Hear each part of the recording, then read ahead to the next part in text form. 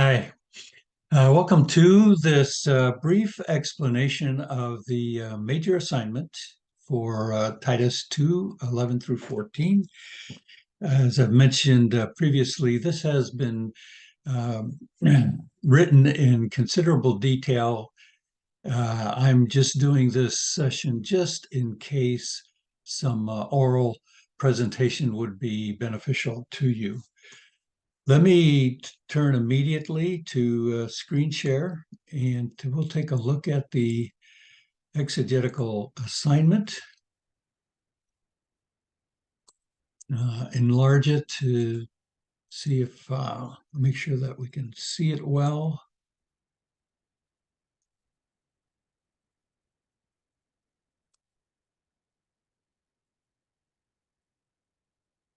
This assignment has been put together to really bring us to the point that we're applying what we're learning and we're putting it all together into a whole process. We've talked about whole, part, whole, begin with the big picture, go into the various analyses and study it in great detail, looking at the parts and offering explanation for all of the parts. And then providing an interpretation as well as an application to this. This has really been the primary goal of this course. So my hope is that all of this has made sense and that you will end up doing a really good job on all of these parts. All right, well, let's take a look at this. I start at the top of this. I note that I want you to pay close attention here. Highlight that part. To number 4 at the bottom towards the end of the assignment on page 3. And so let me go ahead down there now and point that out. So number 4 is the summary of what I will be looking for you to turn in. Now, this is what is to be included. These are all of the elements that will be part of your submission to me. For the overview synthetic study part, I'll be looking for you to include your audience purpose themes chart, your argument for Titus, and your book chart for the book of Titus. You will not need to turn in your chapter charts that I had you do. I'm not even going to ask you to do a individual paragraph chart for this passage to 11 through 14. But these are the three elements that you're to turn in. So take what you've already turned into me, consider that a first draft. Take some time to revise it, to improve it, make it the best that you can make it before you turn it in. Just to point out, this number and letter in parentheses takes you up to the more detailed explanation offered above. So that's the reference to the explanation. This is just a list of what turns in. For your analytical study, I want you to turn in 4 elements of your analysis to demonstrate this as clearly as you can. In my sample for Titus 3, 9 through 11, I show you a way that I did it. That could be a way you do it. You could choose to do it a different way. But I want to see your research notes, some of your key research notes that demonstrates that you've investigated the context, the structure, the grammatical syntactical analysis, and the word study or lexical analysis. For context, look for you to provide a summary of the book and a summary of the context of your assigned passage. And this is explained above. For structural analysis, I have to take back what I said earlier. I will ask you to turn in a paragraph chart. And that's that simple box for 2, 11 through 14. in which you just take some notes looking to identify the big idea. What's the main idea here?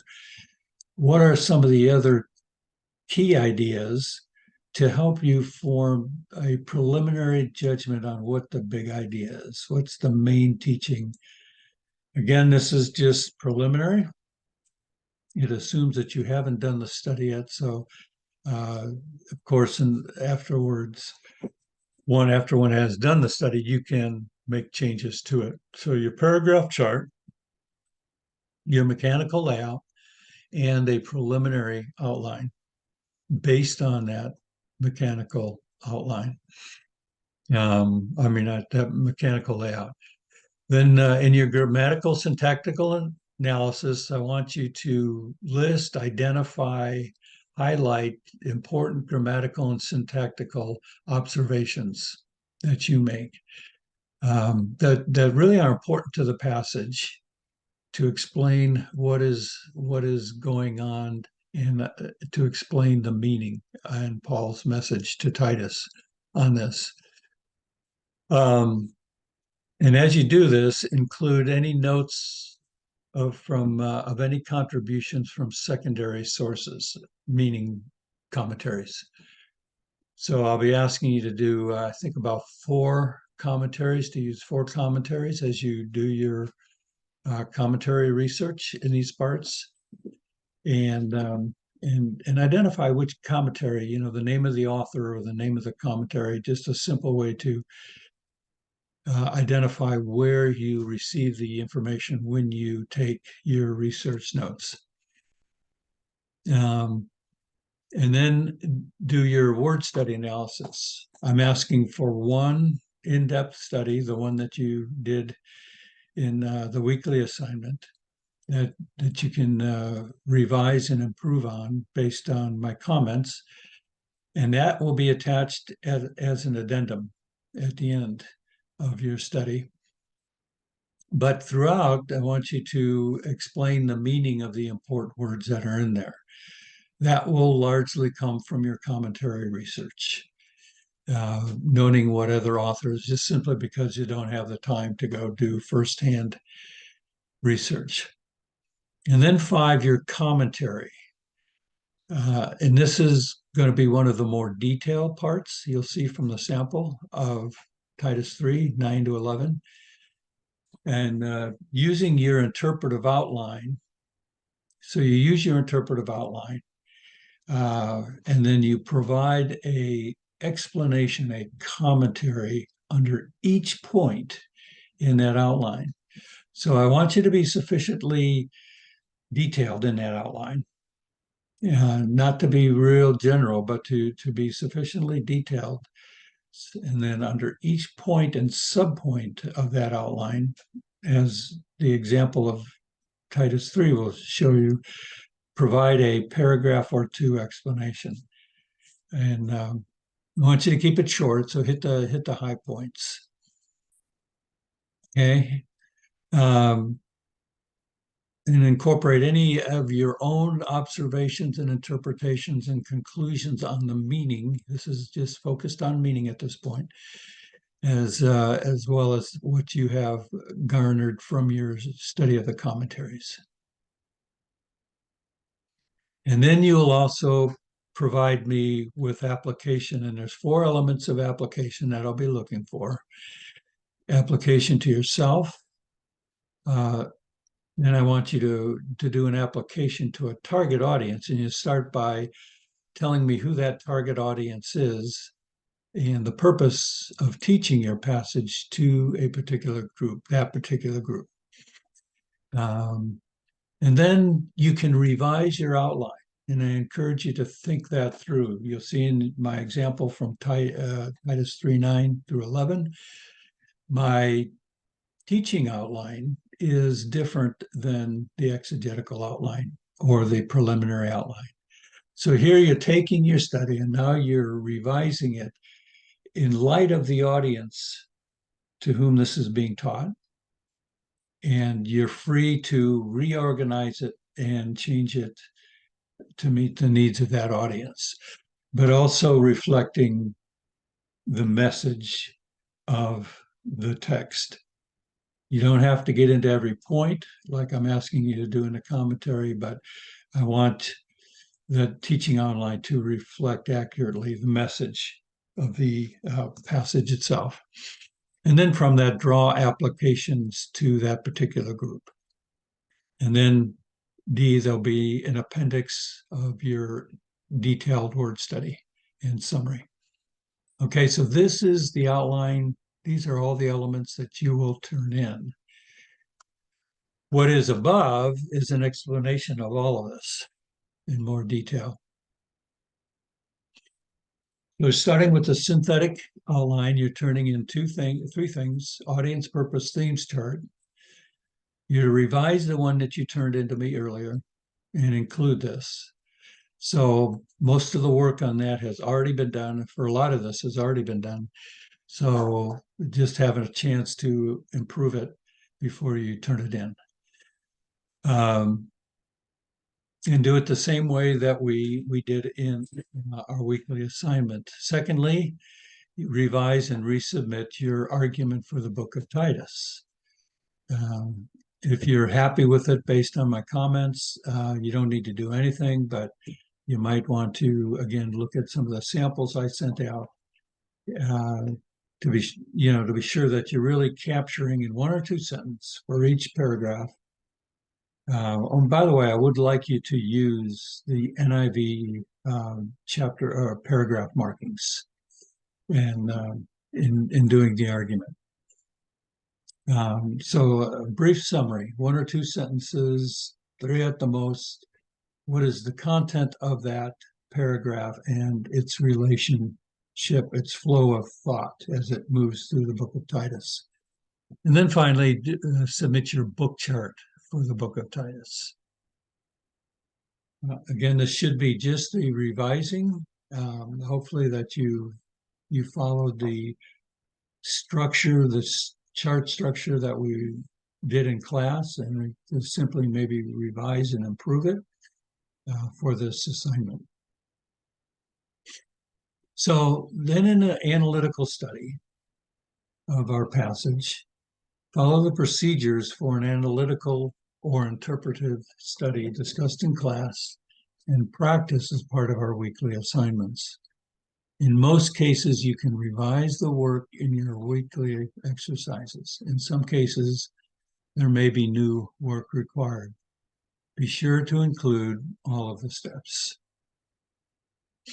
So for your contextual analysis, I'll look for just a brief summary of the background information that includes author, audience, date of writing, occasion, and any other important issues that arise. So what you turned in earlier, bring that down to a paragraph or two. So keep it short. You don't need to turn in everything, but bring it down to a short paragraph.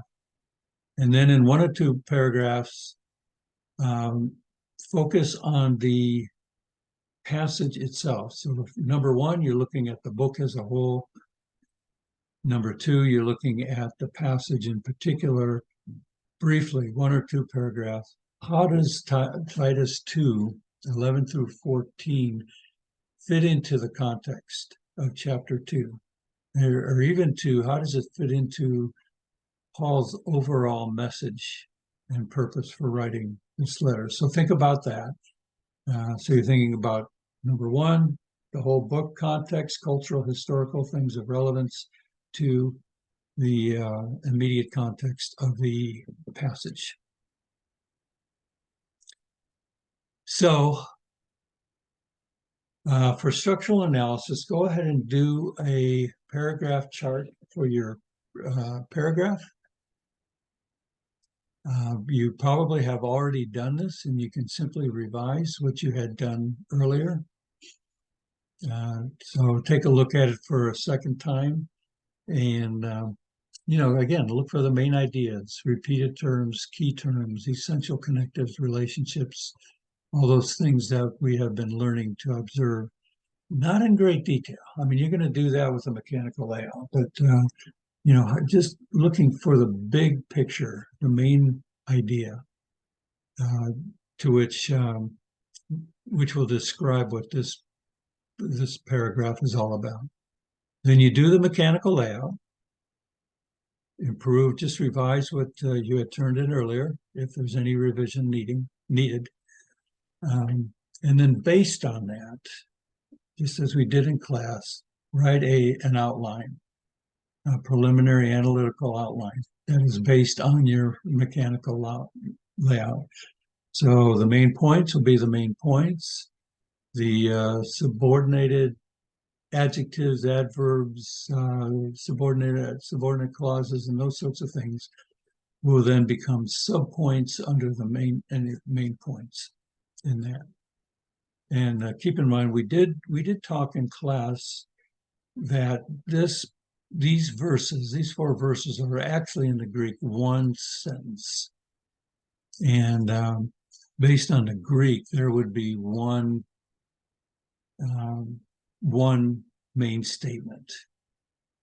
And if I were doing it that way, the New American Standard, the English Standard Version, New King James, write it out that way. Then you're free to do it that way. Then the main statement would basically become my title for the entire outline. And then the subordinate clauses would become sort of the main points under the main title. If that, hopefully that makes sense. Or if you choose to follow the NIV, which is what I did, NIV breaks these four verses into two separate sentences, so there'll be two main statements. So then there'll be two main points in the outline. Everything else is subordinated underneath those main points. And then you would come up with a title for that outline based on the big idea. What is this paragraph all about? And then go into grammatical syntactical analysis. And this is looking at grammar and syntax issues that we've looked at. So you will, note the paragraph there. I would like you to use at least 4 graduate level, that is more scholarly academic commentaries. You may use 1 Old Testament commentary. And the one I recommend for that one is the Expositor's Bible commentary, Expositor's commentary on the New Testament. A whole New Testament commentary will be a commentary on all 27 books of the New Testament in 1 volume. And Expositors is a good one because it is a higher level commentary as a series, a multiple volume series, but it's abridged to 1 volume and just gets into the highlights. So it's a good choice, but there's some others out there that you may want to use as well. But then the other commentaries should be single volume commentaries on Titus. And I should add, they could be in a pastoral epistles commentary. So quite often, because they're small books, the pastoral epistles, you will have commentaries on the pastoral epistles, which will include 1st, 2nd Timothy, 1st, 2nd Titus. I'm sorry, Thessalonians and Titus. So that's okay too. I would consider that a single volume. Okay, hopefully that makes sense. So identify, list, explain your passage's important grammatical issues, connectives, and literary devices, and explain the significance to the meaning of a passage. So you're not at this stage not only identifying, but you're looking to see what commentaries say about those things. If you identify something as a past tense verb, Uh, it may be obvious what that means, but there's maybe some significance or implications of that, and commentary should bring that out for you. So to make note of those things and make note of what your research tells you. I would add that you don't have to write down everything if you're consulting 4 commentary sources and you find that one of them you think is the best explanation, or only one of them explains it. You can just list that research and where you got it. You only need to list others if there's differences of opinion that you want to discuss. Um, so that, one commentator says, for example, that brings, let's see, how does that go? For the grace of God has appeared, has appeared to all men, or bringing salvation. No, the grace of God has appeared, bringing salvation to all men. So I think one of the things that you may find get debated in there is whether it's saying the grace of God has appeared to all men, or that the bringing of salvation is to all men. And depending on your theological persuasion, that gets interpreted differently. So to all men, is that meaning it's appeared to all men? If so, has everybody seen it? What does it mean to have appeared to all men? Or is the salvation for all men?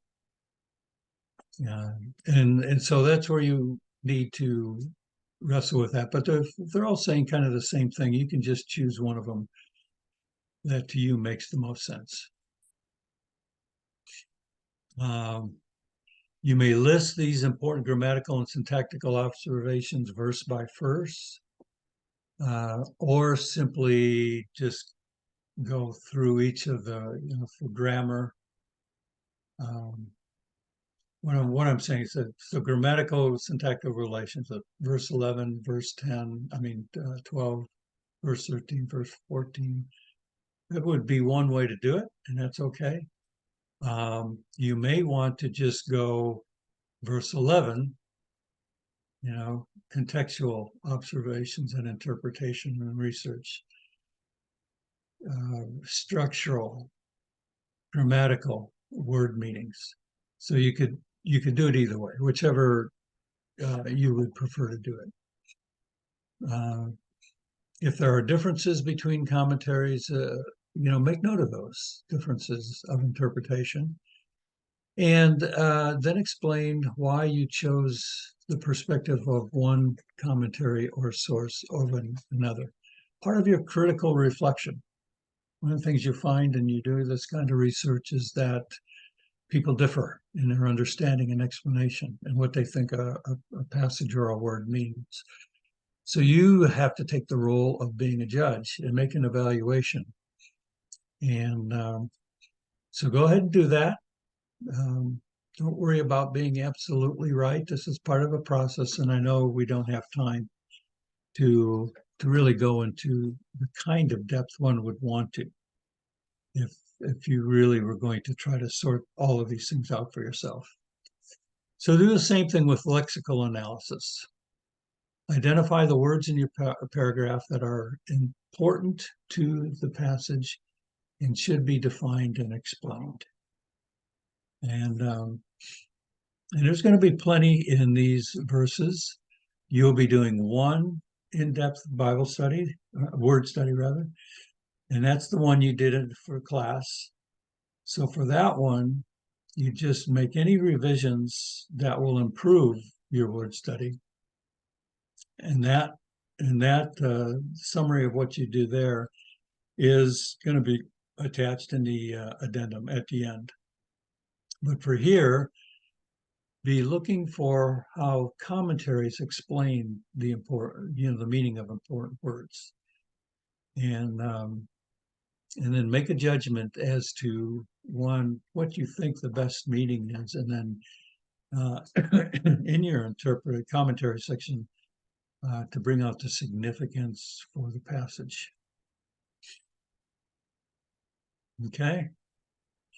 Point E is just simply noting that some other questions may come to mind that don't fit into these categories. So feel free to include any other interpretive study or research that helps you to understand and explain your paragraph. You should make note of key passages, questions that need to be pursued and studied. You will notice in my example, as you look at some of the commentary there, that are a number of points. I said this needs further research. This isn't see these passages and that sort of thing. This is just making note, letting me know that there's certain things that need further research, but you don't have to for this particular assignment. Okay, now the putting it all together part. That's the commentary part. Having done your research, go ahead and rewrite your passage outline and call it an interpretive outline. Just follow the same structure as your mechanical layout. I want you to keep that same structure, but based on your research now, you may have a better understanding of that point. And so feel free to rewrite it in a way that explains, start to get at the meaning, the interpretation. Another way to think about that is that the preliminary outline based on the mechanical layout is primarily descriptive, sort of laying out what is there. The interpretive outline will look more at what the meaning of the point, what is the interpretive meaning of the point. You may find that you don't change it much at all. You may find that there'll be considerable changes.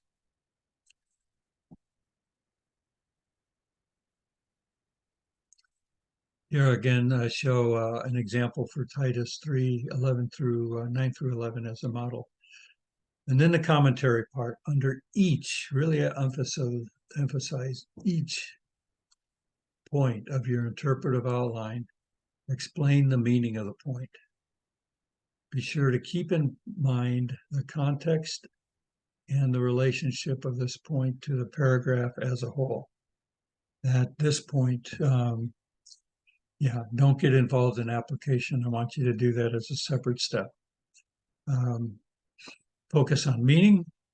That is what the writer meant for his original readers to understand, to know, and to do. Keep it as brief as possible. However, I'm not suggesting how brief or how long each point should be. I'll let you be the judge of that. But I can tell quickly whether you got the main point and meaning. And so you don't need to go into long explanations, to convince me. Application. I'm going to be asking you to do 2 applications, basically. One application from this passage for yourself. Be specific, be practical, make it a doable kind of application. That's what I'm going to be evaluating the application by. And part of this is because whenever we're reading the scriptures, we need to process it through our own lives before we start giving it to other people, teaching it to other people. So allow God to, work in your life to point out how you could apply this. Again, this doesn't require a lot of detail, but look for it to be specific, practical, and doable. And then I want you to identify a group that you might teach this passage to. And probably wouldn't be a bad idea if we had more time. That part of the grade for this would be to actually have taught it, but would encourage you to do it in your ministry in some way. But before you think about applying it in a teaching situation, I want you to think about who you're teaching it to. So choose a target ministry audience to whom you'll teach this passage. It could be Sunday morning sermon, it could be a discipleship group or other adult group, class, children's group, counseling group, whatever, within your own context of ministry. And two, encourage you to think about it. If you're going into counseling or you're going into leadership or some specific track within your master's studies, think through the application within your own context of ministry and how you might apply it. So write a one-paragraph summary of who that target audience is and what your goal is, what you plan to accomplish through that teaching. Okay, so just one paragraph. Who is that audience? Now you can rewrite your outline in a way that reflects your purpose and is relevant to the group and its needs, yet is accurate to the passage, as I mentioned earlier. And I'll show you an example of that in the sample in Titus 3. And then suggest an application to the group. So at the end of the teaching, what do you want your group to do? Be specific, relevant, and doable. Think about how you might actually motivate the group to do what you're suggesting. And you can identify the principle of the application, but really be specific and focus not just on outward activity or action, but a kind of action that would stimulate heart change, that would lead to changes in our character, in our heart, because we want to go into the inner core of people. All right, so that's the detailed explanation. Here again is the outline of what you will turn in. And then just a few other comments on this. So the paper length, 15 to 20, but there really is no page limit. But try to be concise without compromising the quality of the content. Okay. The final project may be uploaded in its learning, or you can email it to me at my email address. This is due basically at the end of exam week, but you can turn it in anytime. So the final exams are the week that ends December 1st, Friday. The project can always be turned in earlier, so whenever you're finished, turn it in, but it may be turned in later. However, there will be a 5% deduction if the paper is turned in within the week after, by December 8th. But I'm going to be under pressure to get grades in pretty quickly. And then there'll be a 10% deduction if the paper is turned in after December 8th. I commonly get requests, probably as all instructors do, that a late paper not be penalized because of a problem with electricity or the typist or printing or stuff like this. I want you to, I'll still deduct you late, whatever the reason is. So plan ahead. Plan to have it done the day before December 1st, November 30th, so that if you do run into a problem, you have some wiggle room. So you won't be subject to the penalty. Okay. So I'd stop to ask questions if I could, but I know that I can't. Let me go ahead and pull up the sample for us to look at.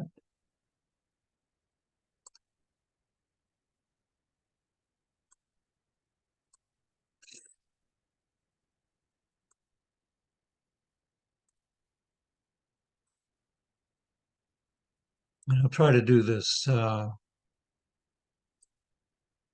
quickly. Get a little bit larger. Okay. This is a sample from Titus 3:11 through 9 through 11. And this is some of the elements of the total thing. It's not the total thing. So keep that in mind. But what I've included here is a description of the whole paragraph. Um, so here, Paul is to remind and stress to the Christians in Crete that in his mercy, God has redeemed them from an ungodly life and has promised an eternal inheritance that would lead to doing what is good. This is excellent and profitable for everyone. However, it is not profitable to tolerate various controversies. We should keep them from taking root in the church. If this isn't possible, controversial people should be dismissed from the fellowship of the church. So this is a brief one sentence paragraph of what these 3 verses 9 through 11 is all about. Here is my mechanical layout for these verses. And based on that mechanical layout, here is my preliminary outline. And that follows as closely as I can the structure of the mechanical layout. So I actually, in this one, took a little liberty. And instead of having 3 main points, I had 2: instruction on divisive people, but instruction on divisive issues, and instruction on divisive people. So it felt like this is how this would break up into an outline. This is the outline which I will use in my commentary. And in my commentary, I will put an explanation under each point. Under point 1, that summarizes this whole section. Under point A, and then under A1, A2, A3, A4, and so on. You'll see that. But I want you to be sure that you provide an explanation for each point of your outline. Section 2 is an example of how you can go about doing your research and taking your notes on your research on important things that will help you provide a commentary or interpretation of the passage. So I divided it into literary context as well as historical and cultural analysis down here in point 2. I just took notes. Sometimes I'm asking questions, so I include in interpretive questions. So how does this instruction relate to the instruction of 1:10 to 16? Okay, so I've done my whole book's synthetic study. I know that the issue of false teaching and controversial teaching is addressed at the end of chapter 1. Elders are to, confront this, and this needs to be dealt with. So I asked the question, how does this, at the end of Titus, relate to the earlier part of Titus? And that'll be something that I'll want to answer by the time I get to the commentary. And here I take some notes. So one of my commentaries is from Gordon Fee. And so I use his name, simply say that Fee sees this paragraph as a conclusion by way of contrast with verse 8, with the immediate verse behind. That gets to the immediate context as well. And then with what Paul began addressing in 3:1. So basically, Fee is saying chapter 3, verse 1 through 8 is a own unit, and it looks at not only how the church is to relate to the world, verses 1 and 2, but as a reminder of the transformation through salvation that has taken place through God's grace and mercy, so that we would become children of God who share an eternal inheritance and are committed to doing what is good in the world. So this is a contrast to summary of that immediate context. But he also sees this as a contrast to the end of chapter 1. And by doing so, he brings the whole letter to a conclusion. So he sees this as a chiasmic structure.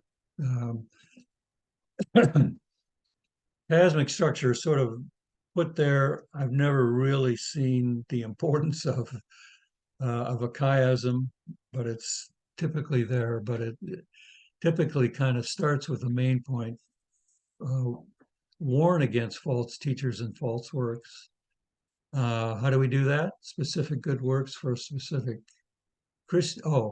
This is for the chapter. So, I mean the book, not just this passage. So the end of chapter 1, it's a warning against false teachers and false works.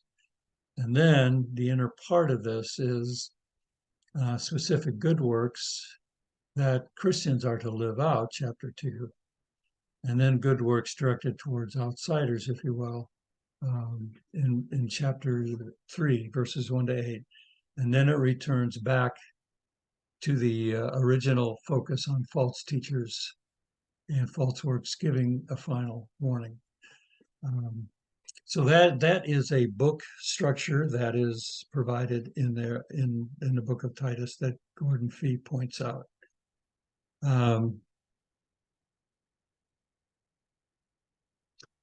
Question that I had: why does Paul end with this instruction after giving instruction to the church, rather, in Crete, on how they should live, on how the church in Crete should live?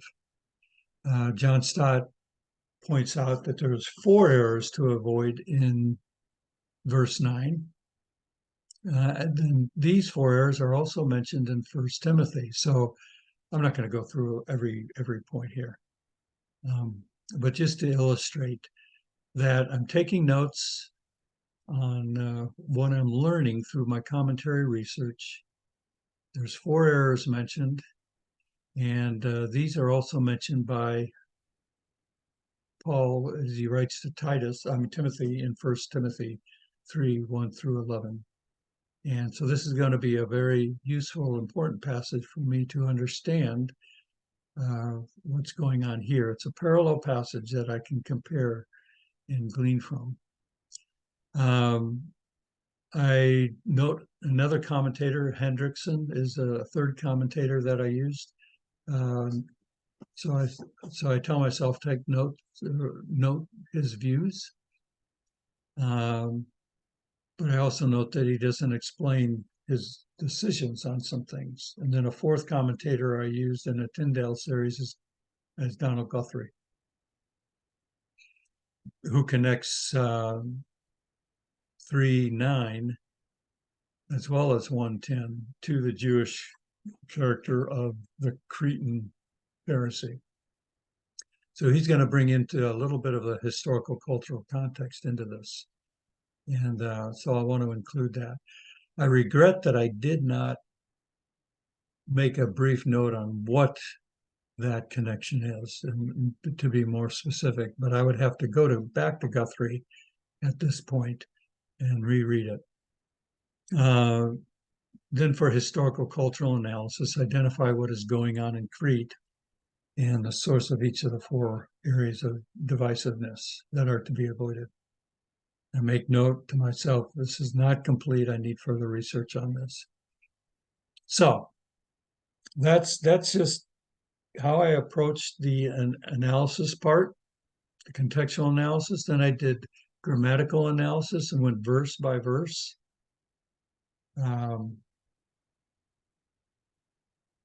Actually, I didn't do all of it, but you should go verse by verse. I only did verse 9. So, but verse 9, avoid. I note that it sounds like an imperative, a command. What is the force of the command? Because I note that the connective word because it's giving a reason why these are to be avoided. I want to include that, and so on. For word analysis, did I do by verse? So I probably just gave the example of, oh no, I did verses 9, 10, 11. So here I took the words foolish, and take some notes on the word foolish that I gained from John Stott. Same thing with the word controversy. Stott says it doesn't mean to avoid all theological controversy. Jesus himself debated with religious leaders at certain points. And so it's going to be important when I explain this is that saying, well, just chase people away, don't get involved in confronting untruth. That's not what's going on here in this passage. So I want to use this to balance out what's going on. Stott, there are others have pointed out, I can compare with First Timothy 6:4 and 2 Timothy 2:23 would be passages to relate to. Constable, another commentary from the Net Bible that I showed earlier in the class, gave a couple of examples, because in my mind I'm thinking, gosh, what are these controversies? What are they bickering and arguing about?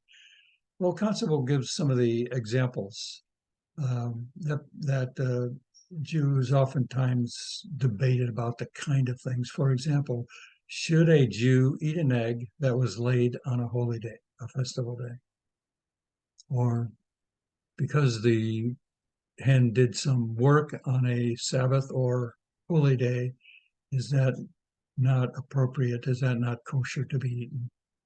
What kind of wick or candle should be used on a Sabbath day? Are certain candles more appropriate for holy days, for holy usage, for the rites of the synagogue, and so on? So anyway, so for each of these, you can scroll through this and take a look.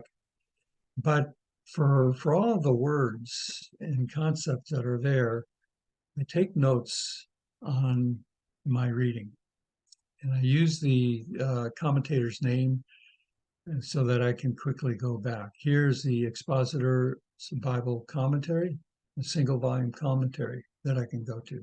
Same thing with verse 10. So I read through the commentaries and what they have to say about the word warn.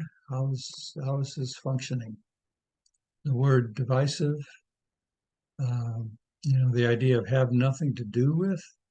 So I take those phrases, those words one by one, and underneath is just my notations.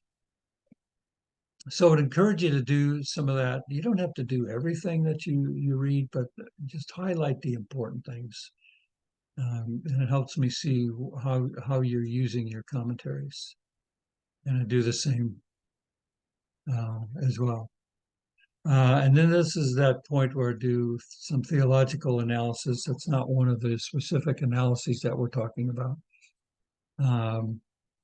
And summarize some of my findings from my research and any other notes that I come up with that maybe don't fit in the above areas that I want to keep in mind when I go to the interpretation. So this part, these first several pages are just notes from my commentary research on context, on structure, word analysis, and so on. And now this is the commentary part, the interpretive outline with summaries. So here is a paragraph or two, in this case, description of Titus 9, 1 through 11. So I summarize, in contrast to sound teaching, which is excellent and profitable, leading to the doing of good. Verse 8, Paul cautions Titus not only to not get involved in speculative ideas and teaching, but not even to tolerate it in the church. These end up being divisive and contentious, therefore unprofitable and useless. Titus is to exhort and warn those propagating such things to discontinue and presumably to embrace true and sound doctrine teaching. If they refuse after a couple of attempts, the church should distance themselves from such people. So you could go and compare this with the paragraph up the top. It's going to be largely the same, but it's probably going to be somewhat different because of my interpretation. So under each point,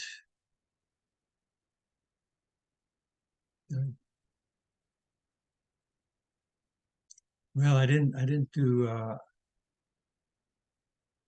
looking at the outline here, but this is now my interpretive outline.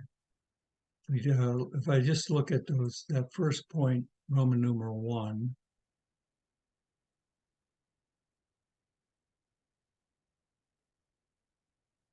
So I didn't change it. So the first point is really the same. So I've continued to use that. Well, I did. Here I changed what was, jump up there again. And here I used instruction on divisive issues, what to avoid, and reasons to avoid divisive issues. That's my preliminary outline. Would have been helpful if I would have done just an outline. But instead of that, I have changed it to an unprofitable teaching characterized. And so I list the kind of teachings, foolish controversies. And here's my commentary. Here's my explanation. So under this point, Hendrickson has an interesting suggestion that makes this verse easier to interpret if he's correct. Unfortunately, he doesn't explain. The New Living Translation agrees. It reads, "Do not get involved in foolish discussions about spiritual pedigrees or in quarrels and fights about obedience to Jewish laws." Hendrickson contends that there are two things to avoid. One is foolish inquiries, namely investigations into genealogical lore, and the other is wrangling, namely quarrels and skirmishes about the law. This draws some support from 1 Timothy 1, 3 through 4. This needs to be investigated further. Stott notes that the Greek word for controversy, zetesis, can mean speculations. And so I talk about, so here's my conclusion. In short, the instruction is to avoid speculative and controversial discussions about things that are not based on God's revelation. For some issues, it may be easy to discern what is speculative and not founded upon clear revelation. However, many doctrinal debates that have often divided the church are founded upon an interpretation of Scripture. Some thought needs to be put into these. However, one point is clear. If the issue is not founded upon revelation, God says avoid it. It's a waste of time at best, and more likely it'll be harmful to the church and to God's purposes for us. So then I do an explanation of speculative genealogies. Henderson and Fees both point to the Book of Jubilees as a likely example of speculative genealogies. So then I go into some explanation of what I learned from these sources. Divisive, just make note the word used here means arguments or strife. It is a word that often shows up in Paul's list of vices and sins. And then the Fee lists some examples here. One could do that on their own. by looking up a concordance, looking up the word in a concordance and finding out where that same word is used, like we did in a word study, and come up with this list on your own. But here Fee did it for us. That becomes useful when it comes to teaching. Okay, so I don't go and read and study and analyze and for this assignment all of those verses. But when it comes to teaching or preaching on it, I'm going to want to do that, and I will likely bring in some of that to the teaching itself. Same thing with quarrels about the law. They were probably Hellenistic Jews on Crete that apparently embraced Christ. However, they continued their connection with Judaism when we're likely promoting continued devotion to rules and in the law, as Gordon Fee suggests. They are profitable and useless. So I give some explanation. Here I even refer back to 1 Timothy and a couple of things. And before drawing my conclusion, it seems that Paul is giving us a goal as well as a criterion for sound teaching. The goal is not sound doctrine per se, as important as it is. The goal is the accomplishment of God's work, God's purposes, and his love and the doing of good.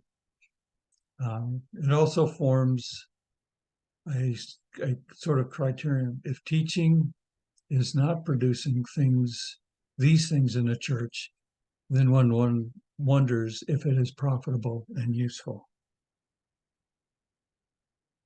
So then the second part, dealing with divisive people. So I go through each of the points that I have for that, A, B, C, and D, and provide an explanation for that outline.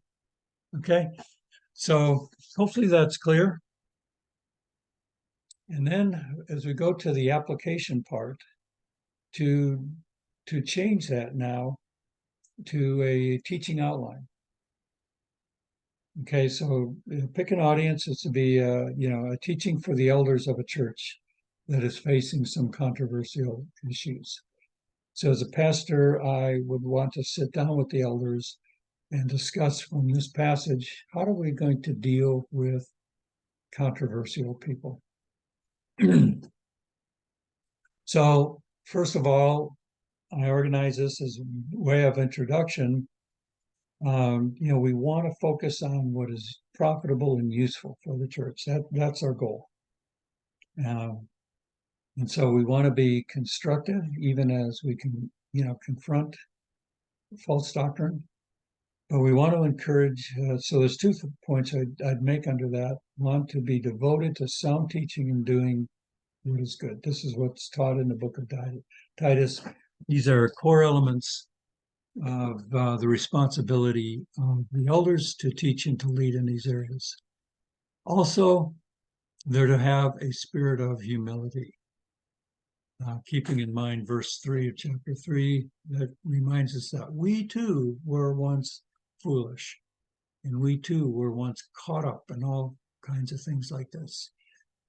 So to exercise humility in that. Then get into the nature of teaching in issues that are unprofitable. And these would be speculations and debates about the law. Might include doctrinal debates that oftentimes happen that are not productive. That would be kind of an application to current context.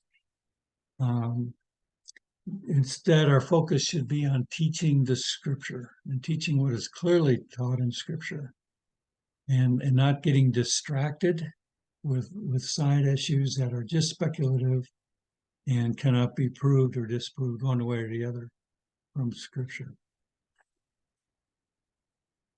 Talk about why controversial teaching is unprofitable.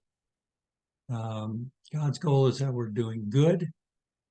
God's goal is that we love, have a pure heart, good conscience, sincere faith, drawing upon a parallel passage in 1 Timothy 1, and particularly that controversial teaching divides rather than unites, as emphasized in this passage in Titus, 1 Timothy 1, chapter 6.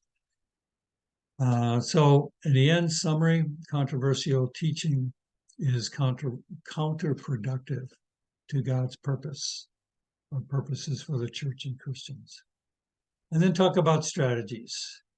One, to avoid, don't get personally involved in those. And second, if you can't get away from it, then seek to correct and restore based on the teaching in Titus 3:10.